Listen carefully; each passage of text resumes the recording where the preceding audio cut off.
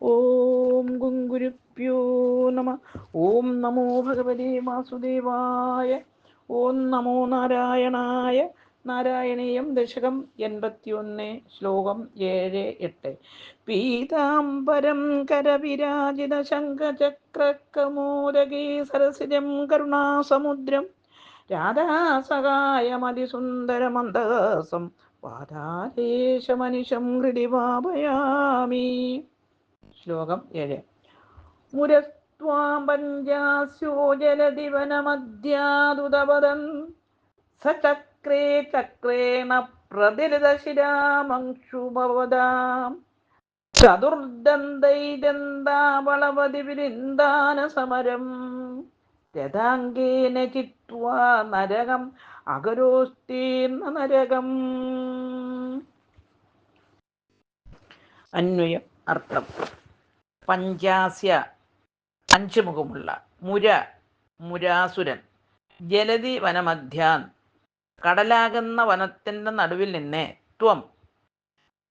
ത്വാം അവിടുത്തെ നേർക്കെ, ഉദപതൻ ഉയർന്നു ചാടി വന്നു, സ ആ അസുരൻ, ഭവത അങ്ങയാൽ, മംഷു വേഗം, ചക്രേണ ചക്രായുധം കൊണ്ട്, പ്രതലിത ശിര പിളർക്കപ്പെട്ട ശിരസോടുകൂടിയവനായി ചക്രേ ചെയ്തു, ചതുർദന്തൈ 4 കൊമ്പുകളോടു കൂടിയ, ദന്താവളപതിഭി ഗജവീരന്മാരാൽ, ഇന്ദാന സമരേ ഭയങ്കരമായ യുദ്ധം നടന്നപ്പോൾ, നരകം നരകാസുരനെ, രഥാംഗേന ചക്രത്താൽ, ചിത്വ തല കൊയ്തു, തീർണ നരകം നരകം കടന്നവനാക്കി, അകരോ തീർത്തു. ഹരിവു. സാരം.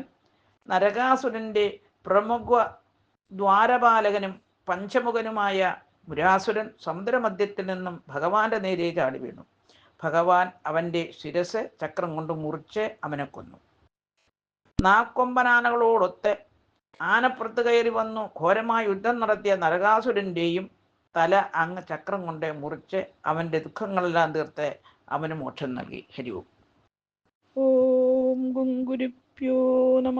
ഓം നമോ ഭഗവതേ വാസുദേവായ. ഓം നമോ നാരായണായ. ശ്ലോകം 8.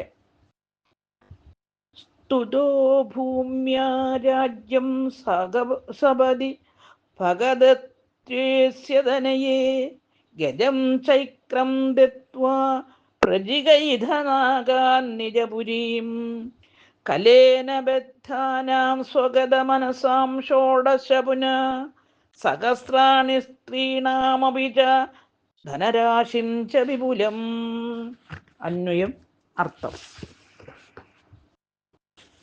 സപതി വേഗം, ഭൂമ്യ നരകാസുരന്റെ മാതായ ഭൂമിദേവിയിൽ, സ്തുത സ്തുതിക്കപ്പെട്ടവനായ, രാജ്യം രാജ്യവും, ഏകം ഒരു, ഗജം ച ആനയെയും, അസ്യ ഈ നരകാസുരന്റെ, തനയെ പുത്രനായിക്കൊണ്ട്, ഭഗദത്തെ പുത്രനായ ഭഗദത്തനായി,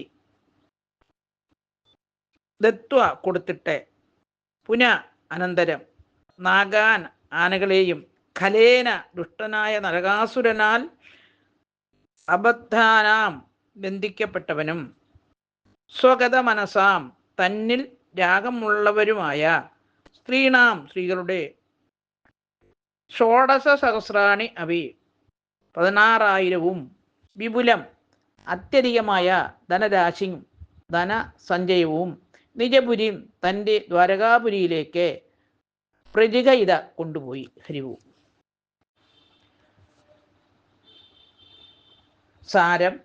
ഭൂമിദേവിയാൽ സ്തുതിക്കപ്പെട്ട ഭഗവാൻ സന്തോഷിച്ച് നരകപുത്രനായ ഭഗദത്തനെ രാജ്യത്തിൽ അഭിഷേകം നടത്തി. അവന് ഒരു 4 കൊമ്പനാനയെയും കൊടുത്തിട്ട് ബാക്കിയുള്ള ആനകളെയും നരകന്റെ കാരാഗ്രഹത്തിൽ കിടന്നവരും ഭഗവാനെ കണ്ട് അനുരക്തരായവരുമായ 16,000 സ്ത്രീകളെയും അനവധി ധനവും ഭഗവാൻ ദ്വാരകയിലേക്ക് കൊണ്ടുപോയി. ഹരിവും.